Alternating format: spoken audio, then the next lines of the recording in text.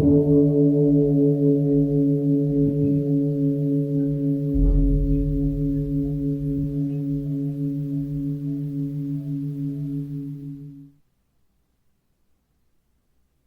all beings be happy. May all beings be healthy.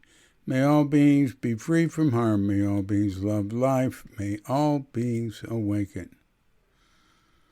Welcome to another Cuke audio podcast. I pray that you and yours are safe and comfortable, free of economic hardship, and able to get out and do whatever it is you want within the limitations of the universal precept of do as little harm as possible.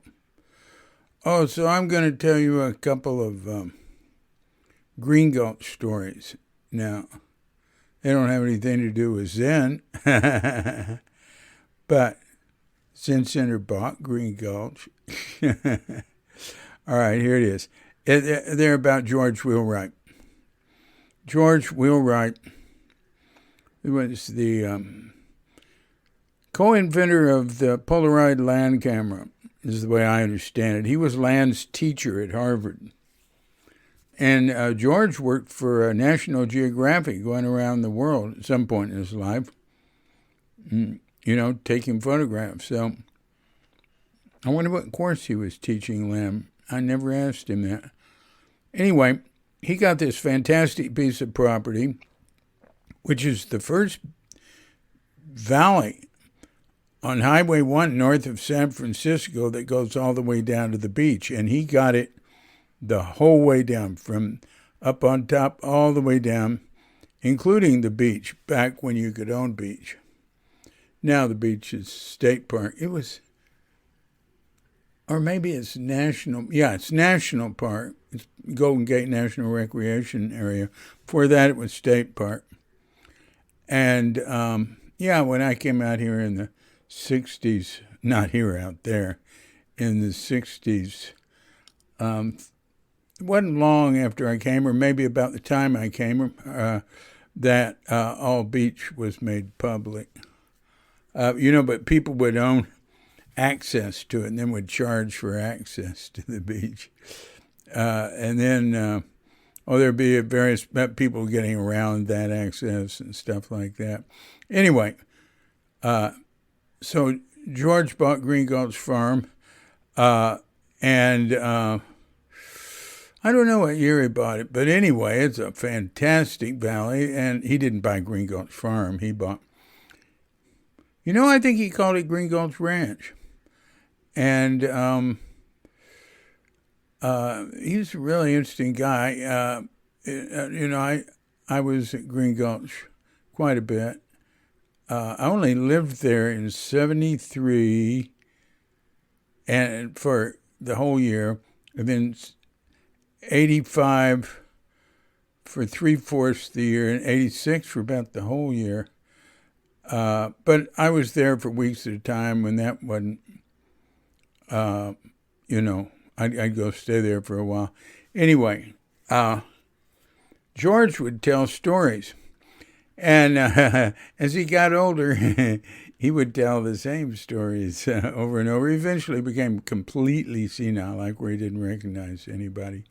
And actually, the woman who took care of him, I discovered that, lived downstairs from Elin and me when we lived in San Rafael, and had just come back from Japan. And we just come back. Well, we had just come back from Japan, but we also come back from living a year in Santa Fe, New Mexico, which we did before we moved back to the Bay Area, because I wanted to focus on working on Thank You and Okay and Americans in Failure in Japan. So anyway, Roberta lived downstairs, and she took care of George. She had some other interesting friends. She knew that guy, Ron, what's his name, that Born Out on the 4th of July was made about. And he lived in that area. And he'd come to parties at her place in a wheelchair. But anyway, getting a little off subject here. Here's what I have written. I wrote this on 2016. There's a saying, never turn your back on the sea. Now and then I read about kids being unexpectedly swept away by a rogue wave on a Northern California beach. Yeah, that's true. It's really sad to read. George Wheelwright, who sold or gave the Zen Center Green Gulch for $300,000. I mean, this is a place the Air Force Academy looked at to be, the Air Force looked at it as a place to put the Air Force Academy. And George tried to give it to Synanon. In fact, he was into Synanon in the Synanon game, but he did it with the stipulation that they couldn't subdivide it, that they would keep it intact, and that they wouldn't reveal, they wouldn't make a big deal out of him giving it to him. The next thing he sees is Synanon on the Move, a full-page picture of him in their publication, which was sort of like a magazine, newspaper sort of thing. And then they said they were going to subdivide it, sell it for Synanon. So his lawyer had wisely left a clause in the sale that they got them out of it. Then he tried to give it to the Mill Valley School Board, and members insulted him. So he said, "Well, the heck with you." And then Huey Johnson, who was head of the Nature Conservancy, maybe by then he'd already started the Trust for Public Land.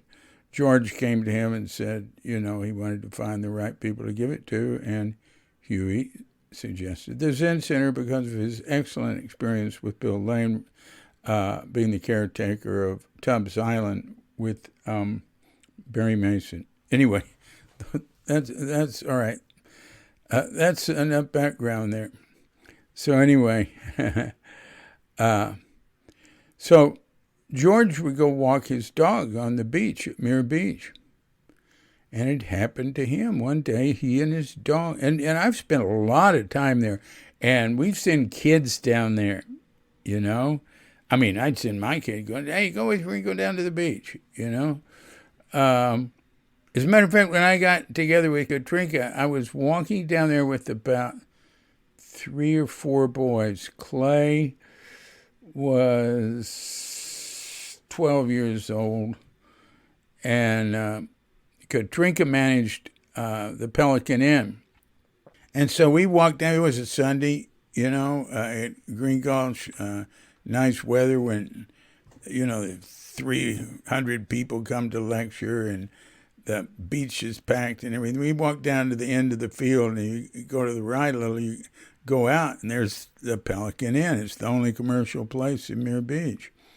So we walked over there just to see if we could get a drink or something. And it was so crowded. There was Katrinka standing in the doorway. She was manager there for 10 years with menus and guiding people to the beverage bar, the pub, or having them wait for a table to eat. And there were people sitting on the lawn and stuff. And I was available at the time. Elin and I had split up, and I was already living in John Terrence Barn. And I knew Katrinka. I knew her from the Sand Dollar in Stinson Beach. The owner, Ken Rand, was the ex-husband of Yvonne Rand of Zen Center fame. And so I knew Ken back when I first came, met him in 67. So I saw Katrinka, and I used to see her at the Sand Dollar because I'd be going back to Bolinas, where I lived for 9 years with Liz Twomey when I wasn't living at Green Gulch or by the city center or something. Well, I always go back and forth. Anyway, so I knew her. We knew each other to say hello. That's about it. I just seen her through the years. And, I was without a mate. And I took a look at her. And I went, "Boys, why don't you go on down to the beach?" And that was it. He'd had another date since. Um, so anyway, George was walking his dog on Muir Beach, and a giant wave came in unexpectedly and swept them both out. And George says it is just a miracle that both of them got back in. Wow. God, that's amazing. I've never even heard of anything like that at Muir Beach except from him. But he lived there decades, you know. Wow. He's got another story that it's related in a way. It's a water story.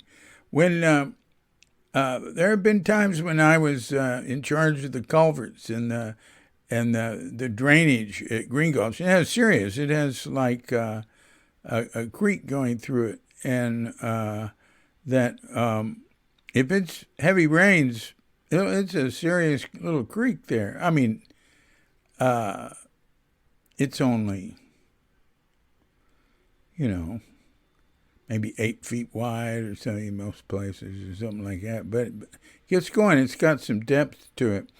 And so George was with his son, and he goes into a pond. George built ponds.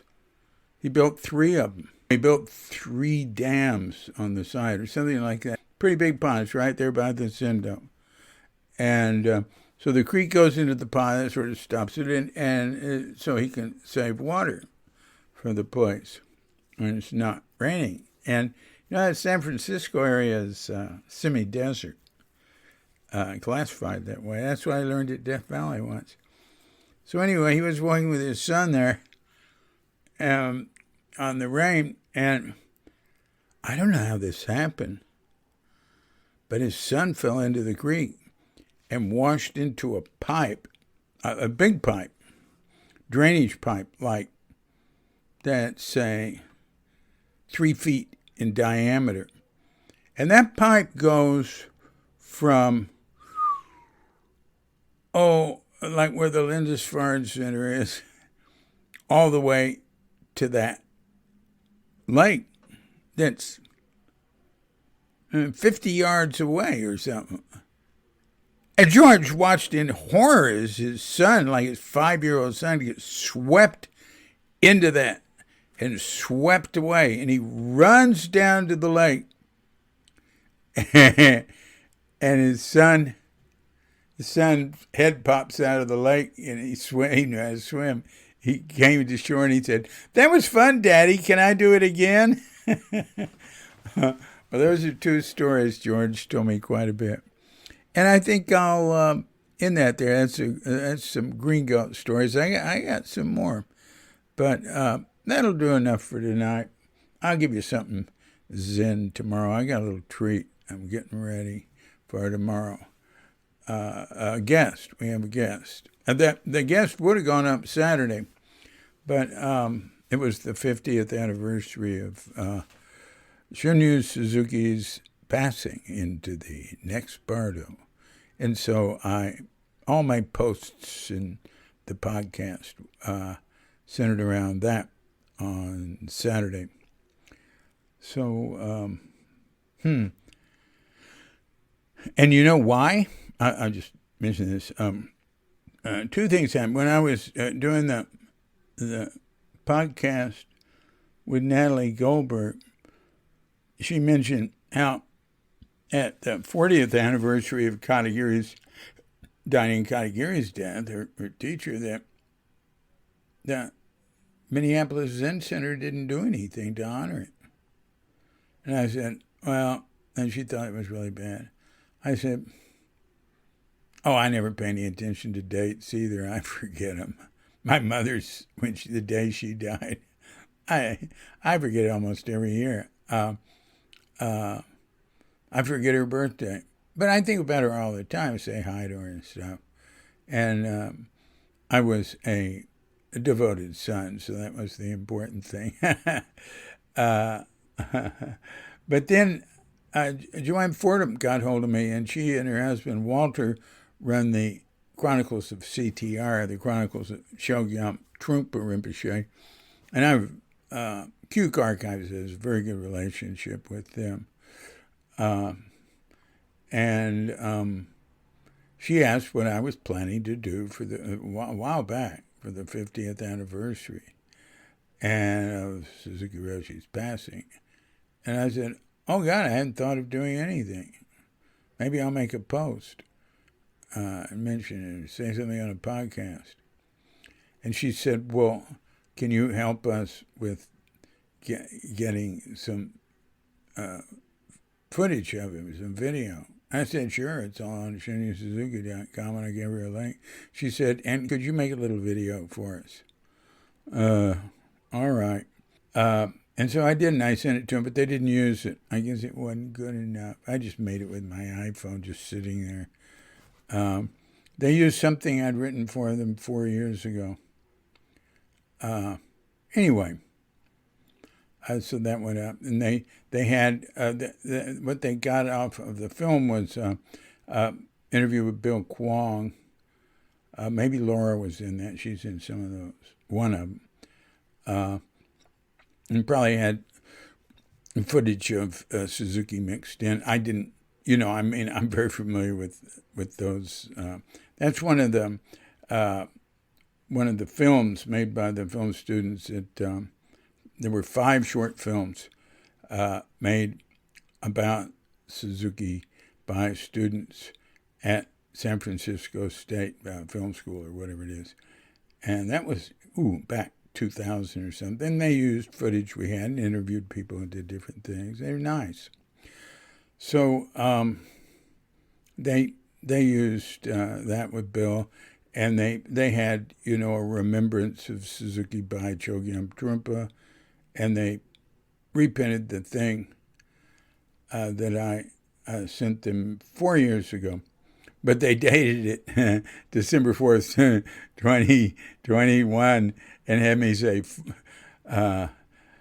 46 years ago today, Shinryu Suzuki, blah, blah, blah. So I wrote them. They're really easy to communicate with. Oop, okay, got that fixed. Okay, so they said it truthfully rather than saying 50 years ago today. They just said this is a reprint of something written 4 years ago. All right. Well, so there's your a couple of Green Gulch stories, and I'll see you around later. And whoa, okay. This has been a Cuke Audio mini podcast. I'm DC Poobah of Cuke Audio and Cuke Archives, coming to you from sleepy Sonora with Doggy Bandita, Feline Cuchita, and the memory of dear lovely Katrinka, who's in America for a while. Okay. And we're wishing you and yours and all of us a grand awakening.